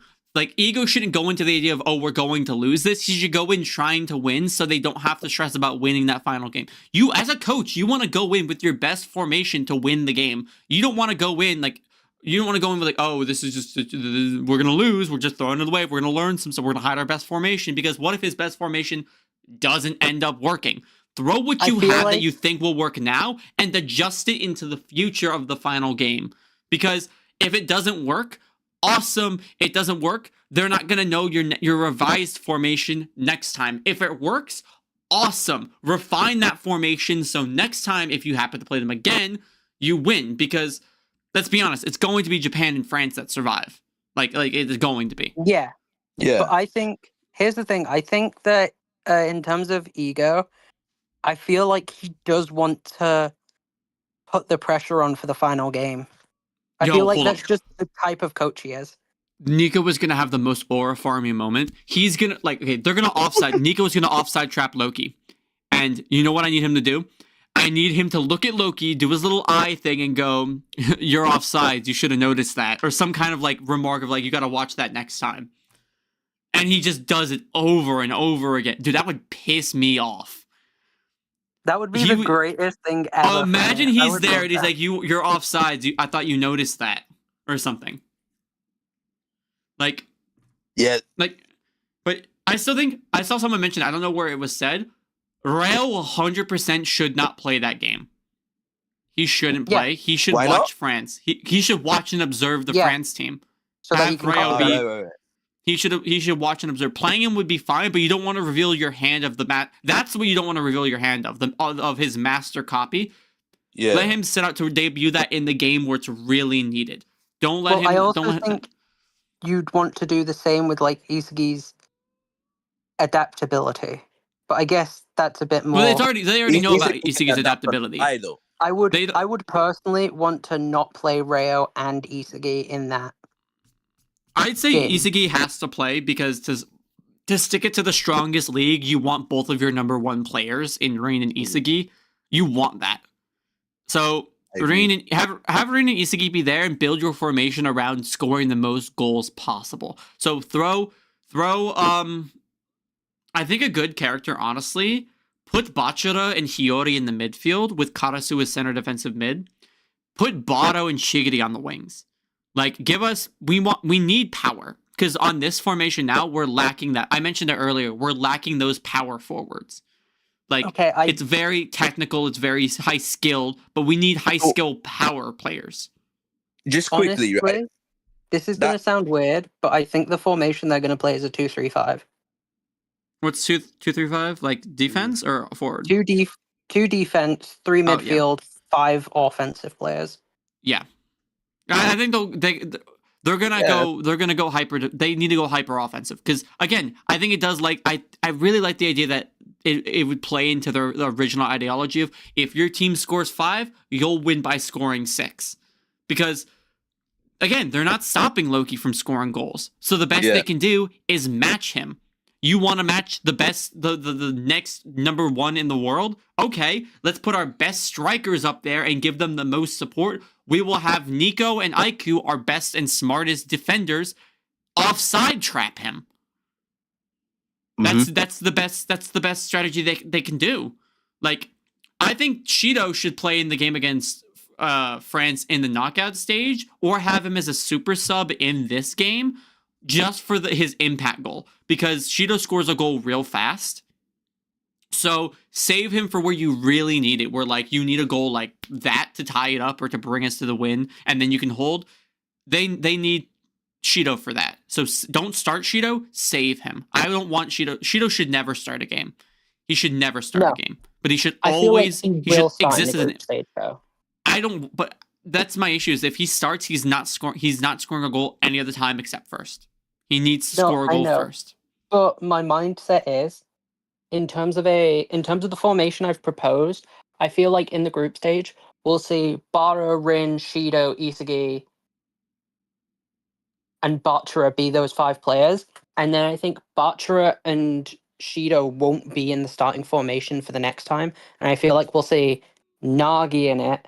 We could see Reo or Bachira in it, but honestly, I feel like Reo would be one of the midfielders, and I feel like we might end up seeing, for the tournament bracket stage, that be the only game where Kira actually starts. Yeah. You know what's in weird? A 5-man offense with those 3. Out of the group stage things, France is the only team I'm so worried about because we do not know their philosophy. They don't have one. Bayern Munich had total rationality, right? Spain had creativity and originality. Italy had tactics and Catenaccio style, counterattacks and such. But France is the only country that we know of so far that has no philosophy, no inherent strategy or play style. Because England, we know what it is. It's strong bodies build styles. Yeah, Have a strong body that helps you manifest it's going to be physically strong characters with good weapons that are built. Speed. Yeah, it's speed and rush. Yeah, But speed. Yeah. France, we have no idea. Loki and Charles are the only two characters we know of, but there's a speculated new Gen 11. What are they? Like, what's the rest of the team? Are they all going to have some unique, insane weapon? If any team was going to have a bunch of Metavision users, France could be it. And I think it'd be so broken if that's the case. I think France's whole thing might just be unpredictability. Because they're just going to have a bunch of wild cards. So then, do you think they're going to... So then, do you think France will have more geniuses, more talented learners, or be more balanced? Because right now, our team for this... What's our team comp for this? Is our team comp for this game? I'm pretty sure it's pretty even both ways. I think we are very heavy on talent. We're very talented learner heavy, though, I think. Like, we are talented learner heavy. Hold up. Formation on this one, we have... Gaga. Okay, I'll go through the geniuses. 1, 2, 3, 4, 5. No, we're actually pretty balanced. We're 6 talented learners and 5 geniuses. 5 geniuses. Who are the 5 geniuses? Gagamaru, Aryu, Chigiri, Bachira, and Rain. Mm-hmm. Yeah. Everyone else is a talented learner. I completely forgot that Aryu existed for a second. Yeah. But it doesn't make me wonder what the philosophy... Like, if France is all... I could see Charles having a field day and thinking he's like a kid with a treasure chest where everyone is like this insane genius and he can just use them however he wants. Charles is going to be the only talented learner, in my opinion. That's what I'm thinking as well. That any of the relevant players anyways. That's what I think of all the players, I think we're going to get some level of significance from all the players because there is a potential 2 matches we see from France. I feel like if any team is going to get development for their whole squad, it's going to be France. I don't want France to have the goalkeeper. I do. No, I don't think France will have the goalkeeper. I think France the goalkeeper will have new Gen 11. The goalkeeper new Gen 11. I don't want him to. I feel like they'll have a centre back new Gen 11. Yeah, I would like that. My worry with the goalkeeper is that the only way for a goalkeeper, new Gen 11, to exist, you'd have to have Gagamaru development, right? I would say Gagamaru and this new Gen 11 goalkeeper, they're going to have their matchups. Would you agree with that, Raito? Like, they're going to have their rivalry, quote-unquote? Yeah, the rivalry will be trying to keep as many goals out of the but that's the thing here, right? Is that the best way to go about that rivalry is to have the penalty shootout. And I feel like if they lose this game, in order for Gagamaru to complete that rivalry and win, they'd go to a penalty shootout in the knockout stage. And that would suck because a penalty shootout wouldn't feel like a BLUELOCK win over Japan for me. It would feel like a Gagamaru win over the new Gen 11. And I don't want that for this game. I want Gagamaru to have that for I want Japan to beat France. I don't want Gagamaru to beat the goalkeeper, if that makes sense. I think the team that will have the goalkeeper, in my opinion, from my predictions, will be China. China, like the Great Wall of China? Literally, that's the main reason why. Because in a lot of like sports things, when you get a Chinese team, it's always referenced. They always have some solid like Shaolin defense. Soccer, you see the guy who's just flying around the net. Yeah. Gagamaru, please, if Gagamaru pulls a Shaolin Soccer move, grabs the top of the bar and sticks his leg out to block it, I'd laugh so hard. I would laugh so hard. That's coming, bro. That's coming. It is, but I think China will end up being the one with the goalkeeper. And do you think he'll do the? Do you know the one? I feel like China versus Japan penalty shootout is definitely like a what the fuck moment. I think what would be cool. Do you know there was a play in real life where this happened, where the goalkeeper did a scorpion kick to block the shot? It was a real game. It was a real game. Yeah, I know which one you're talking about. Yeah. Do you think Gagamaru will end up doing that? Yes, for sure. He's got to at some point. Yo, I think he'll do it by accident. I think he'll slip. I would be honestly very interested to see them do a game when it's raining to show the effects of weather on the ball and stuff. I honestly think he's going to go for, he thinks the ball's going to the bottom corner, but it's going to the top. So he's dived for it, and he puts his hand on the his ball handstand? Yeah, he flicks his leg over and like ends up crashing his back into the post after blocking the shot. Yo, guys, I'm gonna have to dip quickly. Yeah, so we're about to end the stream here. I was gonna say I've got to go soon. Yeah, we'll cut the stream here because we got Raito's stream in an hour. Tune in there. Yep. For more rage baiting. I'm not rage baiting. I promise you. I'm like, Raito, I love you, and I love debating with you because you get such engaging. We have such engaging discussions. But Yeah, the one tough. issue I find I will say this, and I say this with no disrespect. Your arguments stem a lot of the time from, in my experience, I don't agree. So that's where your foundation of your argument is. Like, if it doesn't apply with me, I think it applies with the majority of people, and you don't look at it from the scope of generalized opinionation as opposed to your opinion being the generalized opinionation. So mine isn't actually my experience. It's more the experience of the football that I've watched. So that's the difference. Like, the issue is the football I've watched is real, and the football in Blue Lock is not real. So I find it hard to separate that because I watch football like a lot. Like, I'm an Arsenal fan. I watch Champions League. I watch Premier League, and then I'll try to watch some Bundesliga here and there, some La Liga here and there because I like to watch Real Madrid.